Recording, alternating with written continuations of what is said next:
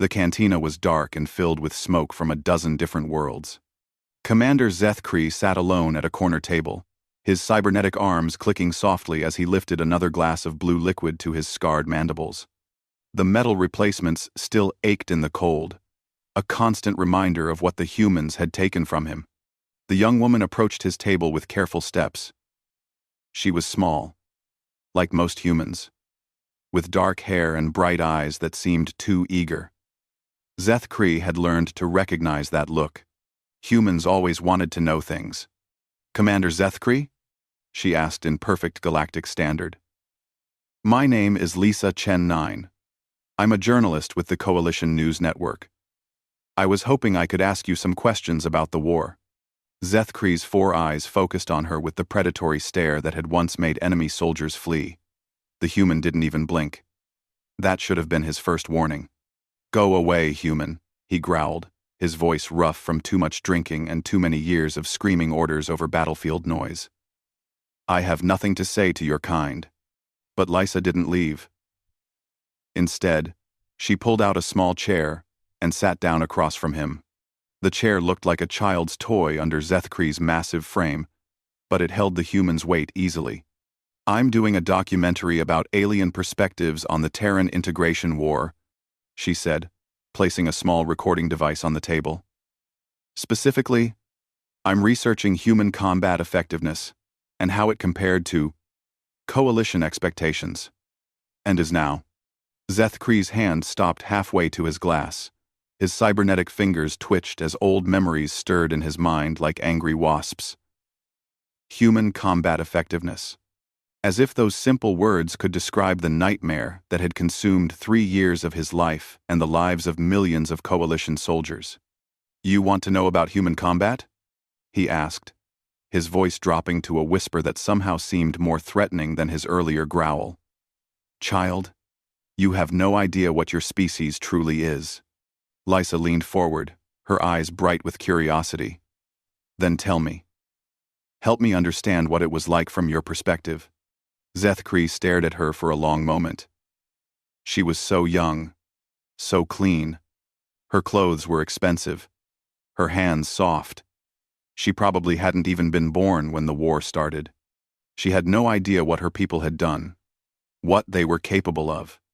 "Before your kind showed up," he said slowly, "I was a respected commander in the Coalition Defense Force. I had served in 12 different campaigns, across 6 sectors. I had seen the worst the galaxy could offer. Pirates, slavers, the hive mind of Proxima 7. I thought I knew what violence looked like." He took another drink, feeling the alcohol burn down his throat. It didn't help anymore, but old habits were hard to break. "When we first made contact with Earth, your species was classified as a Class 7 developing civilization. Do you know what that means?" Well? Lisa shook her head. "It means you were considered harmless, primitive. Your technology was centuries behind ours.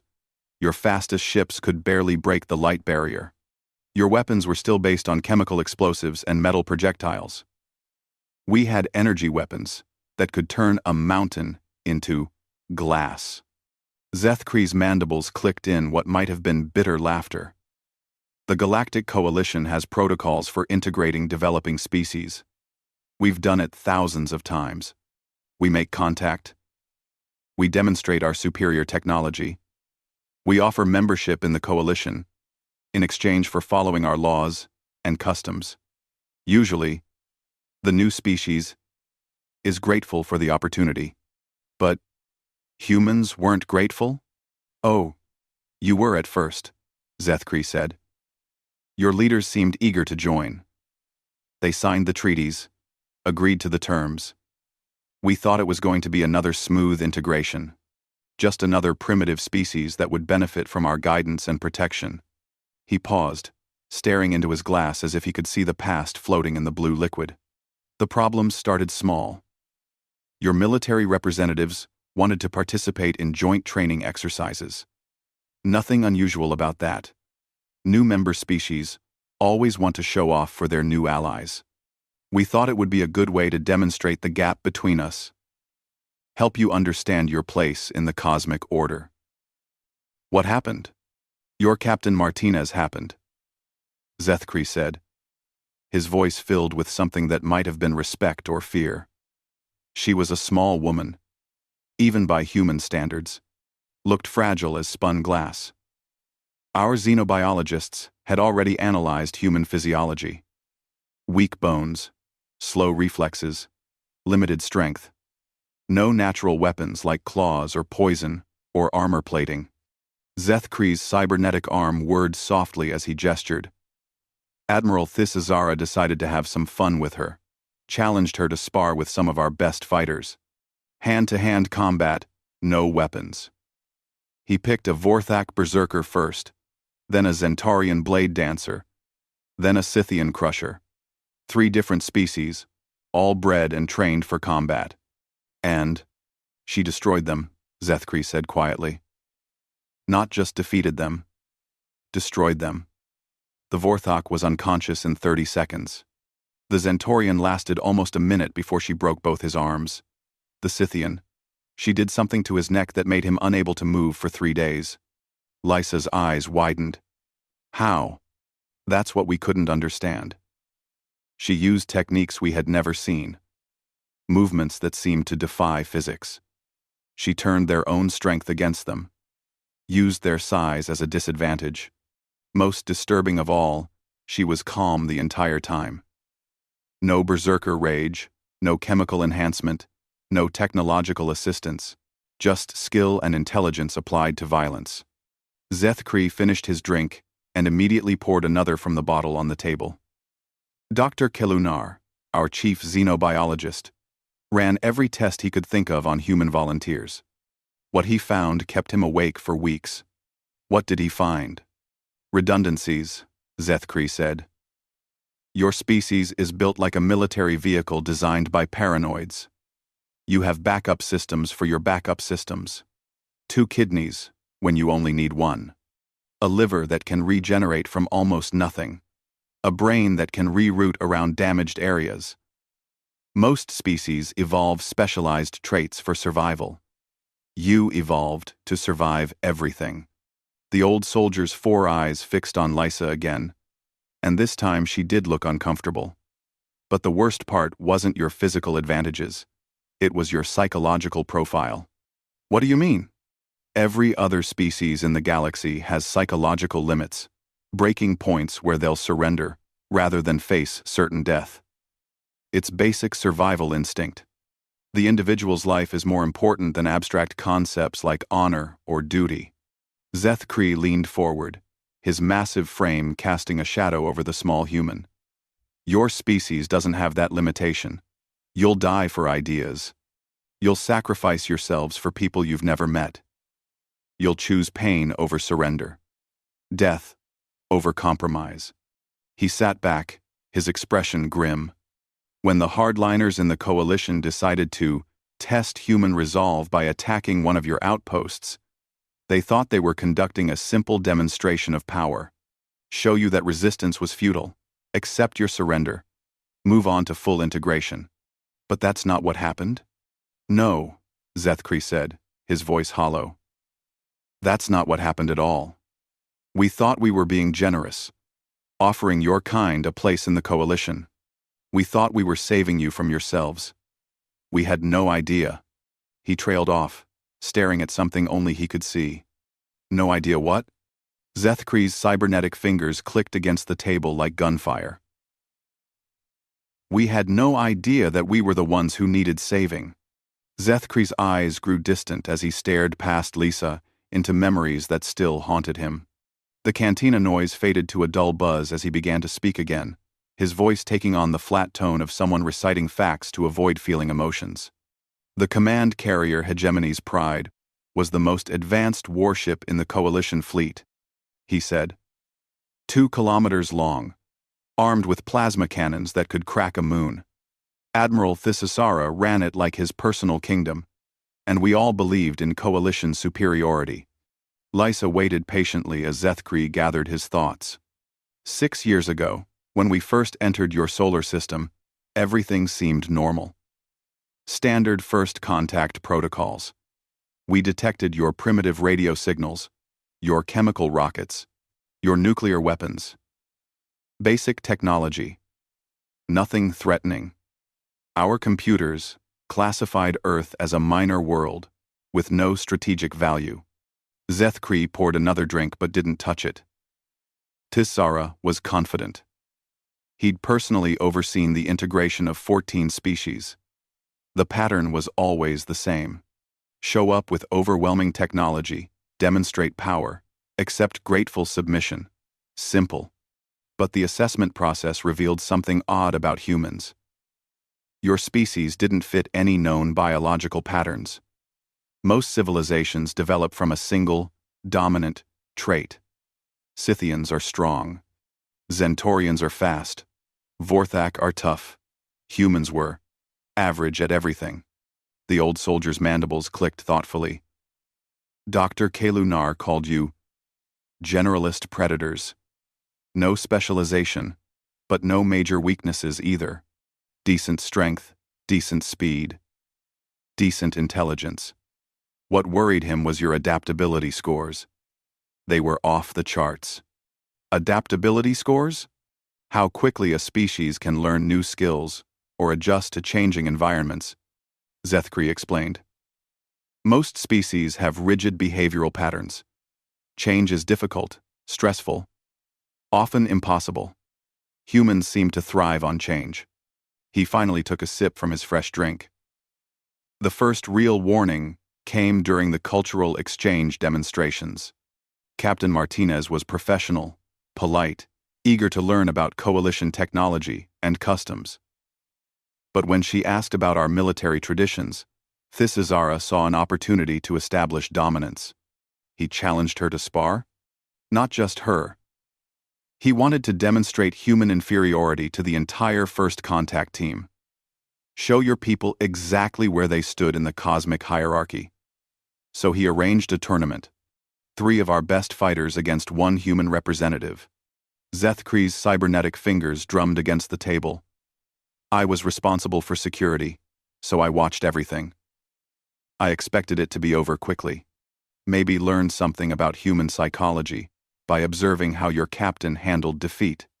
The first opponent was Grok Thor, a Vorthak berserker, 2.5 meters tall, bone plating, muscle density 3 times human normal. He'd killed enemies with his bare hands in 7 different wars. Martinez stepped into the combat circle wearing simple clothes and no armor. She looked like a child next to Grok Thor. When the match started, he charged her with a war cry that shattered glass across the observation deck. Zethkree paused, his eyes focusing on something invisible. She stepped aside at the last second and did something to his knee that sent him crashing into the wall. Before he could recover, she was behind him, and somehow she made him unconscious without any visible effort. How? We didn't know. Our medical scanners showed Grok Thor was alive but completely unresponsive. Martinez had done something to his nervous system that our doctors couldn't understand. She called it a sleeper hold. Lysa leaned forward, genuinely interested. What about the second opponent? Silek, the Zentorian blade dancer. 4 arms, each capable of independent movement, reaction time measured in microseconds. He didn't use weapons, just his natural speed and coordination. Zentorians can move so fast, they appear to teleport. Zethkree shook his head slowly. Martinez watched him demonstrate his abilities and asked if she could see his movements one more time. Silek was happy to show off. He danced around the combat circle, striking at targets faster than most eyes could follow. When the match began, Martinez didn't try to match his speed. Instead, she moved very slowly and deliberately. Every time Silek attacked, she was already somewhere else. Not because she was faster, but because she knew where he was going to be. She was predicting his movements? Better than that. She was controlling them. Every defensive move she made forced him into a specific position for his next attack. After 2 minutes, she had trapped him in a pattern of movements that ended with both his arms broken. Zethkree's voice grew quieter. The third opponent was Krexnal, a Scythian crusher, natural armor plating, strength that could bend steel, bones like solid rock. He was careful after watching the first two matches. No charging, no fancy moves, just steady pressure using raw power. Martinez talked to him during the fight, asked about his family, his homeworld, his military service. She seemed genuinely interested in his answers, even while she was dodging his attacks. That's when I realized what she was doing. She wasn't just fighting, she was learning. Every punch he threw, every grab he attempted, she was studying his techniques and weaknesses. By the end of the match, she knew him better than he knew himself. Zethkri drained his glass in one gulp. She defeated Krexnal by using his own strength against him. Somehow, made him throw himself so hard that he knocked himself unconscious. When our medics revived him, she helped him stand up and thanked him for teaching her about Scythian combat techniques. Teaching her? That's what she said. She claimed the matches were educational experiences, not competitions. She asked if there were any other fighting styles she could learn about. The old soldier's laugh was bitter. Dr. Kelunar ran full medical scans on Martinez after the tournament. What he found terrified him. Her stress hormone levels were actually lower after the fights than before. But the really disturbing part was her injury profile. She had scars from dozens of different types of damage: chemical burns, projectile wounds, blade cuts, blunt force trauma. All healed. All old. This woman had been fighting her entire life. Zethkri looked directly at Lysa. When Kelunar asked her about the scars, she seemed confused by the question. She said they were normal for someone in her profession. Every human soldier she knew had similar marks. That's when we realized we might have made a mistake in our assessment.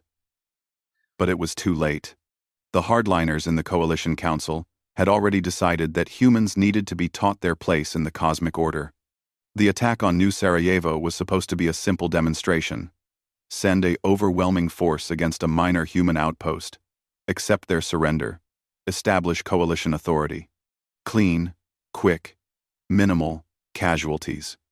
Zethkri's cybernetic arm whirred as his hand clenched into a fist. The garrison at New Sarajevo had 43 human soldiers. We sent 200 of our best warriors, including my own unit. Our battle computers calculated the engagement would last 6 hours at most.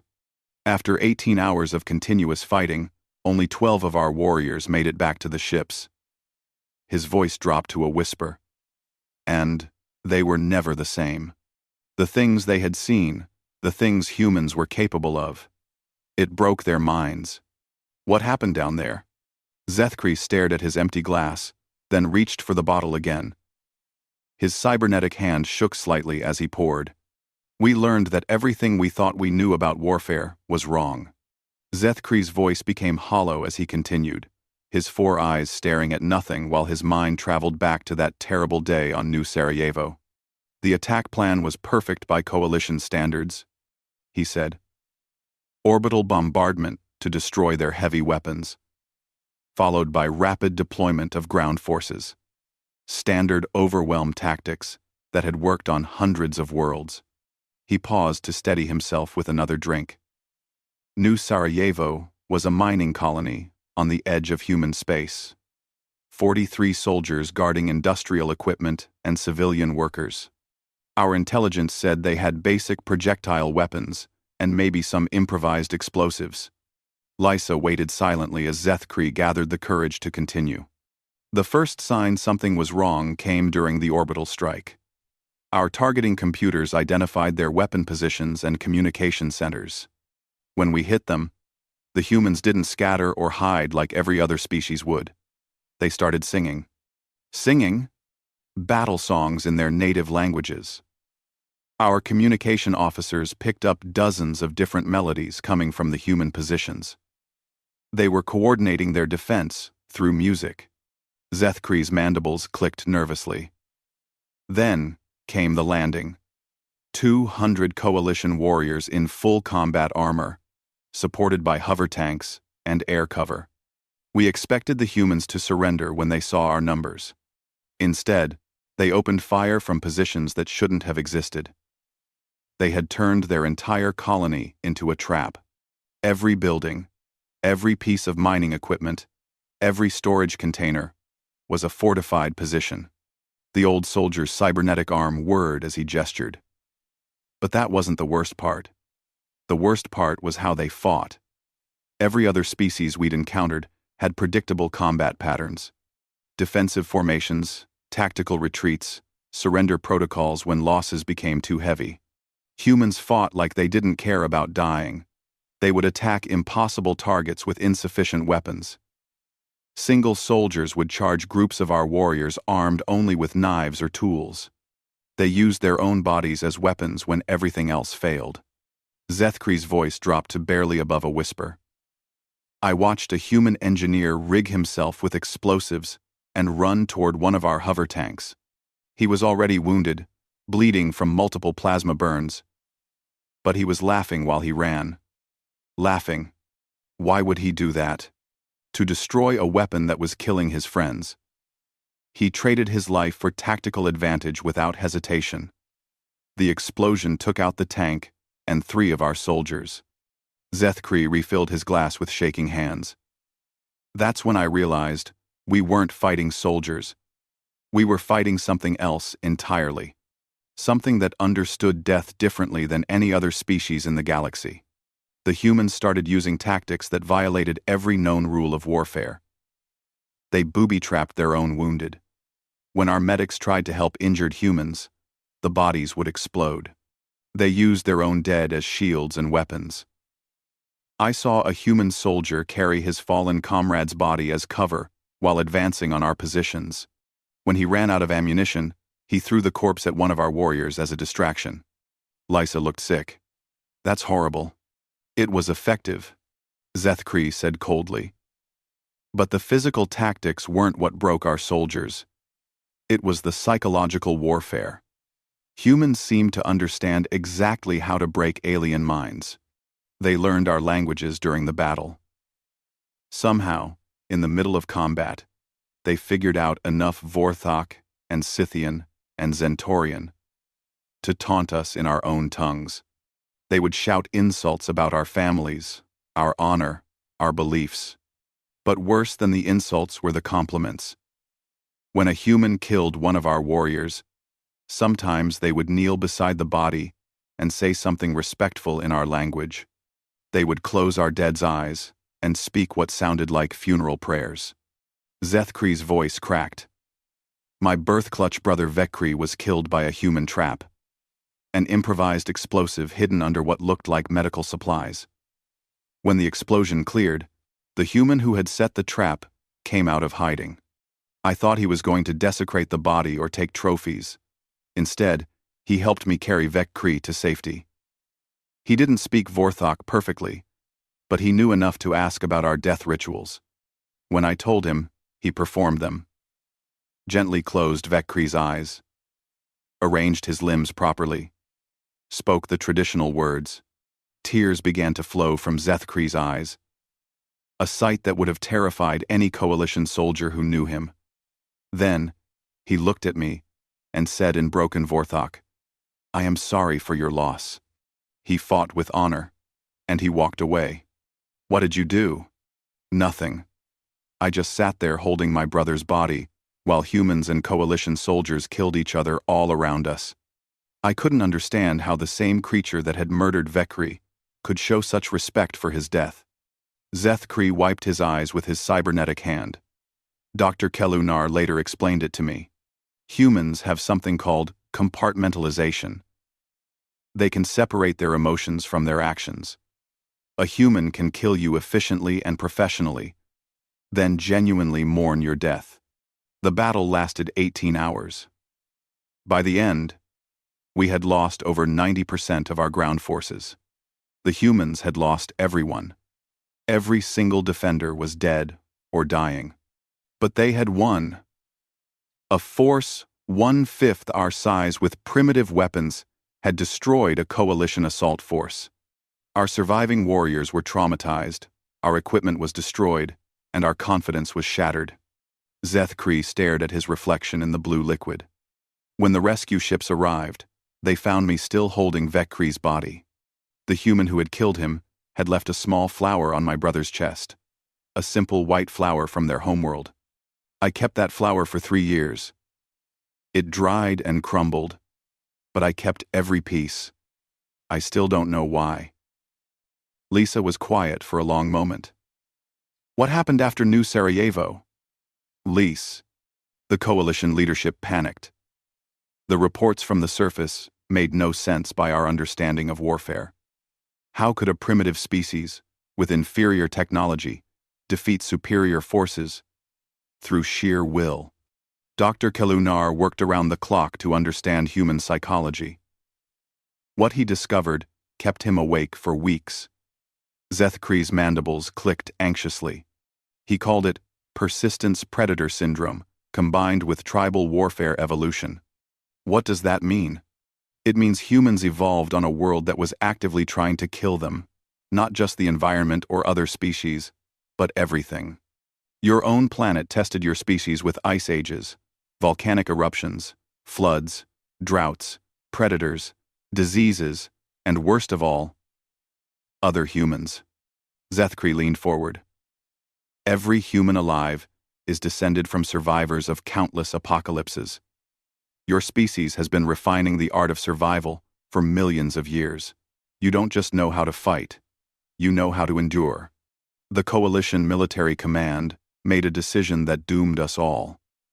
They declared humans an existential threat to galactic civilization, not because you were evil, but because you were unstoppable. We thought we were fighting soldiers at New Sarajevo. We were wrong.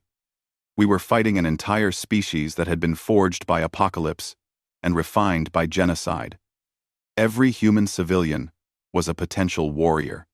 Every human child would grow up knowing 1,000 ways to kill. Zeth Kree finished his drink and immediately poured another. The order came down from the highest levels of Coalition Command.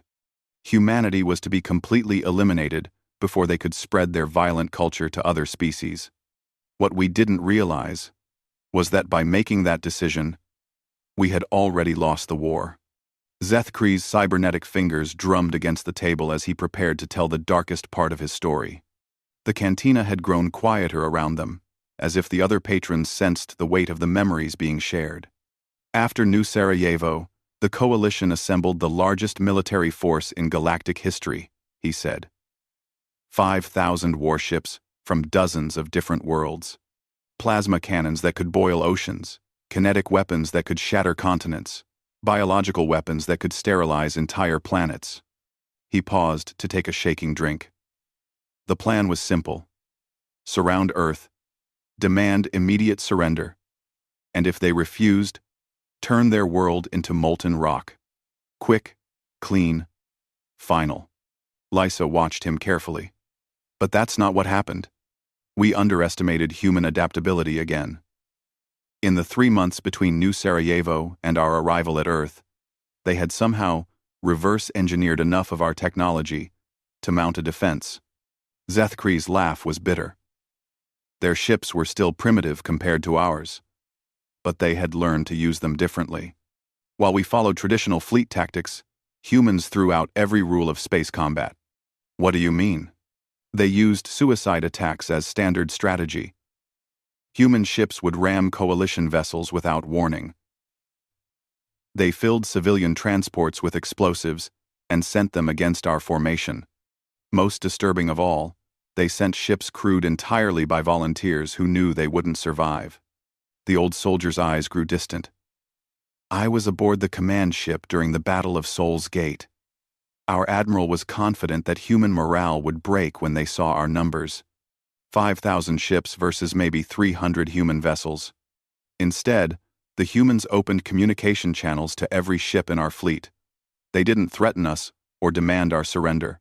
They sent us music. Music? Battle songs from their history. Something called the Battle Hymn of the Republic. Another called Sabaton. They filled our communication systems with human voices, singing about death and glory and sacrifice. Zethkri shuddered. Then, they attacked. Not with coordinated battle lines or strategic formations. They just charged straight at us, singing those horrible songs. I watched human ships break apart under our weapons fire, but the pieces kept coming. Escape pods rigged with explosives. Fighters with dead pilots still steering toward targets. Even pieces of hull spinning through space with improvised warheads attached. They turned their own destruction into weapons. Every time we killed a human ship, the wreckage became dangerous.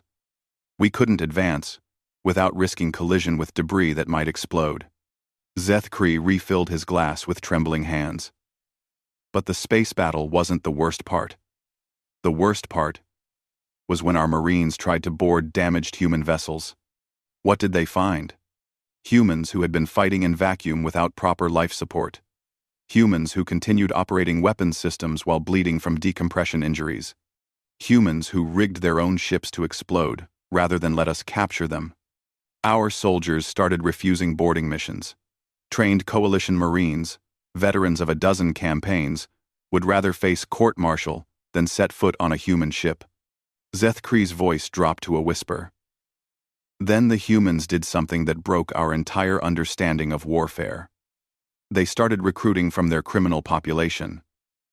Lysa leaned back. What?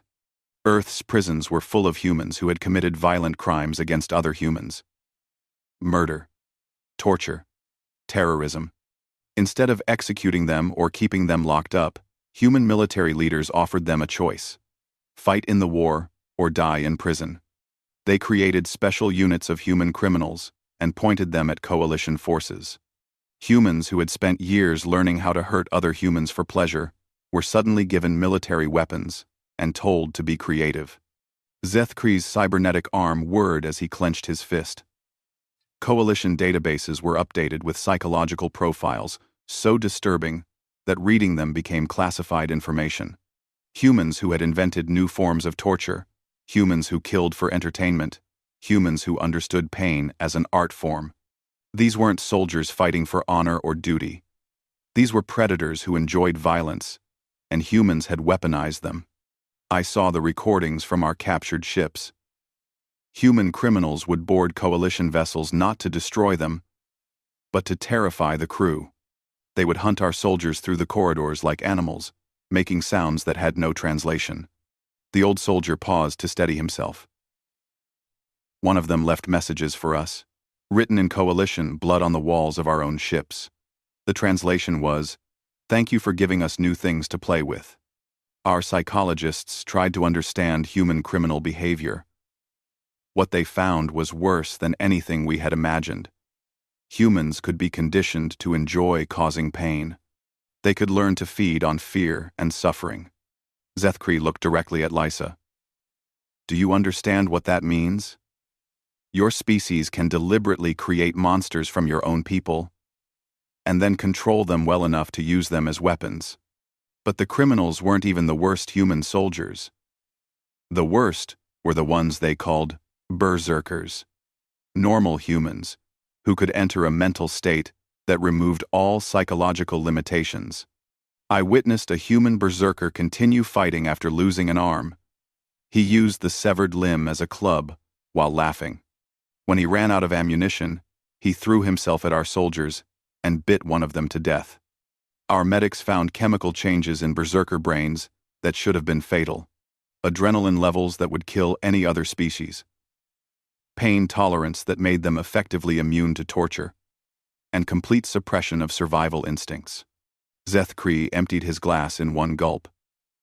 After 6 months of fighting, coalition forces began suffering massive psychological casualties. Our soldiers would go catatonic after exposure to human combat tactics. Veterans with decades of experience would refuse to fight. The humans had weaponized our own capacity for fear. They understood that in a war between civilized species, making the enemy afraid to fight was more effective than simply killing them. Our military doctrine assumed that all species wanted to survive, Humans had evolved beyond that assumption. They could choose death over defeat, and somehow, that choice made them more dangerous than any weapon. The final battle happened in Earth's orbit. Our remaining fleet surrounded the human homeworld, ready to destroy it completely, rather than continue fighting. That's when the humans sent us a message.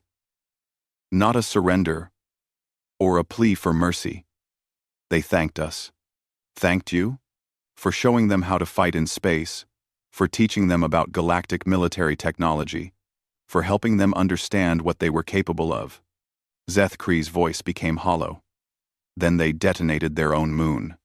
What? Humans had turned Luna into a massive kinetic weapon. When it broke apart, the debris field destroyed both fleets. Ours and theirs. They sacrificed their own space navy to eliminate us. The war ended not because we defeated them or they defeated us. It ended because we broke first. The most advanced military coalition in galactic history was defeated by primitives who refused to accept that they could lose. But the worst part wasn't losing the war, Zeth Kree said quietly. The worst part was what came after. Zeth Kree stared into his empty glass for a long moment before speaking again. When he finally looked up at Lysa, his 4 eyes held an expression she couldn't quite understand. After the coalition surrendered, he said slowly, we expected execution, or slavery. That's what any other species would have done. The victors eliminate the threat and claim the spoils. But that's not what humans did? No, Zeth Kree said, his voice filled with confusion even after all these years. Lysa frowned. How is forgiveness worse than death? Because it destroyed everything we thought we knew about the universe, Zeth Kree replied. The coalition was built on the idea that strength determines worth. The strong rule the weak, the advanced guide the primitive, the victors judge the defeated. Simple, clean, logical. He gestured with his cybernetic arm. Humans threw out that entire philosophy and replaced it with something we couldn't understand. They said the war was a tragic misunderstanding and that we could learn to coexist peacefully. Coalition prisoners of war were not executed or enslaved. Instead, we were enrolled in something called a rehabilitation program. Comfortable housing, medical care, education about human culture and history. Zeth Kree's mandibles clicked anxiously. I spent 2 years in a human facility on a world called New Geneva. The guards were polite, the food was adequate, and the living conditions were better than most coalition military barracks. But the real torture was the mandatory classes. Humans made us learn about their species, their evolution, their history. They wanted us to understand why they fought the way they did. And what did you learn? That everything we had experienced during the war was normal for humans. The violence, the sacrifice, the refusal to surrender. Those weren't special wartime behaviors. Those were just Tuesday afternoon for your species. Zeth Kree refilled his glass with shaking hands. Dr. Sarah Chen 5, the human psychologist assigned to my case, showed me historical records of human conflicts. Something called World War II, where humans killed 60 million of their own species in 6 years. She showed me records of human genocides, ethnic cleansings, religious wars, ideological purges. The coalition's entire war against humanity lasted 3 years and killed maybe 10 million humans. Your species does that to itself every few decades. I couldn't understand it. Why would a species capable of such cooperation during the war spend most of their history killing each other? Dr. Chen 5 explained that human violence and human compassion come from the same source. Your capacity for tribal loyalty. You can love your own people enough to die for them, and hate your enemies enough to destroy them completely. Zeth Kree took a long drink. But the most disturbing thing she showed me was how quickly humans forgive their enemies. World War II was followed by the Marshall Plan. Civil wars ended with truth and reconciliation committees. Genocides were followed by international aid programs. Genocides. Genocides. Humans don't just learn to kill efficiently. You also learn to heal efficiently. You can forgive almost anything if you believe it serves a greater purpose. The rehabilitation program wasn't designed to break our spirits or extract information. It was designed to teach us how to be better than we were. Humans genuinely believed they could reform us into productive members of galactic society. Zethkree's voice became bitter. The worst part was that it worked. Coalition prisoners began to understand human perspectives. We started questioning our own cultural assumptions about strength and hierarchy. Some prisoners converted completely. They adopted human names, human customs, human philosophies. They became advocates for human-alien cooperation. And what about you? I resisted for 18 months, Zethkree said. I maintained coalition military discipline, refused to participate in cultural exchange programs, and demanded to be treated as a prisoner of war rather than a rehabilitation candidate. Then the humans did something unforgivable. They contacted the family of the human soldier I had killed on New Sarajevo. Lysa's eyes widened. What happened? His name was Marcus Chen, too. And he had left behind a wife and 2 children. Dr. Chen, 5, arranged for me to video conference with his widow. Zethkree's cybernetic fingers clenched. I expected her to scream at me, to demand revenge, to curse my name. Instead, she thanked me for agreeing to talk with her. She said her husband had written about me in his final letter. He described our brief fight, how I had tried to save wounded coalition soldiers, even while my own brother was dying. He said I was an honorable enemy who deserved respect. Then she asked if I would tell her children stories about their father's bravery. She wanted them to understand that he had died fighting alongside allies and against worthy opponents. Tears began flowing from Zethkree's eyes again. I spent 3 hours talking to Marcus Chen II's family. His children asked about Vorthak culture, about my homeworld, about what it was like to be a soldier. They treated me like an interesting uncle, not the creature who had made them orphans.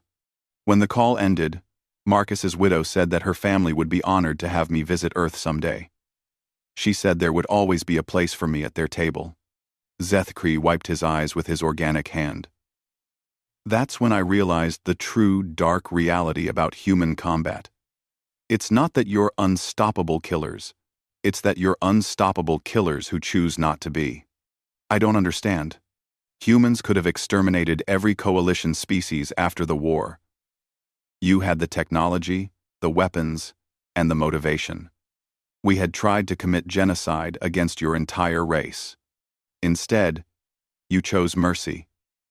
Not because you were weak or afraid, but because you decided that forgiveness was more powerful than revenge. Zethkree stared directly at Lysa. Do you know how terrifying that is? To realize that your species conquered the galaxy not through superior firepower, but through superior humanity. The coalition ruled through fear. Humans rule through inspiration. We made other species obey us. You make them want to be better than they are. Every coalition veteran I know struggles with the same question. How do you fight an enemy that refuses to hate you? How do you maintain your anger against people who genuinely want to help you become a better person? Zethkree finished his drink and set the glass down carefully. The Human Rehabilitation Program released me, after 2 years, with full citizenship rights and a pension. They offered me a job in the new Galactic Peace Corps, working to help other species adjust to the post-war galaxy. I accepted the position because I had nowhere else to go. My own government had disowned me for collaboration with the enemy. The humans were the only people in the galaxy who wanted me. And now? Now I work for the species that defeated everything I ever believed in. I help other coalition veterans learn to live with human values, like compassion, forgiveness, and hope. Zethkree looked around the cantina, his 4 eyes taking in the mixed crowd of humans and aliens drinking together. The dark reality about human combat isn't your capacity for violence. Every species in the galaxy can kill. The dark reality is your capacity for healing, even your enemies. Humans prove that the most dangerous species isn't the strongest or smartest or fastest. It's the one that can choose to be better than its own nature. Jester. Jester. He stood up slowly, his cybernetic limbs whirring softly. You want to know why I drink alone in cantinas, telling war stories to journalists? Because I'm afraid. Afraid of what? Afraid that the humans are right. Afraid that there might actually be hope for creatures like me. Afraid that your species' belief in redemption might not be naive optimism. Zethkri looked down at Lysa one final time. The most terrifying thing about humans isn't that you never stop fighting. It's that you never stop caring. Even about monsters like me. As he turned to leave, Lysa called out to him. Commander Zethkri. Wait. I should tell you something. He paused, looking back. I already knew everything you told me tonight, she said gently. The interview was arranged by the Veterans Support Program. Dr. Chen 5 thought it might help you to talk about your experiences. Zethkri's 4 eyes widened as understanding dawned. This was therapy? The human capacity for violence is exceeded only by our capacity for healing, Lysa said, standing up and placing a gentle hand on his arm. Even our enemies. Especially our enemies. For the first time in years, Zethkri felt something other than pain in his cybernetic replacements. It might have been hope. You want to know the dark reality about human combat? He said quietly. His voice filled with a mixture of fear and gratitude. It's not that you're unstoppable killers. It's that you're unstoppable killers who choose not to be. And somehow, that's infinitely more terrifying.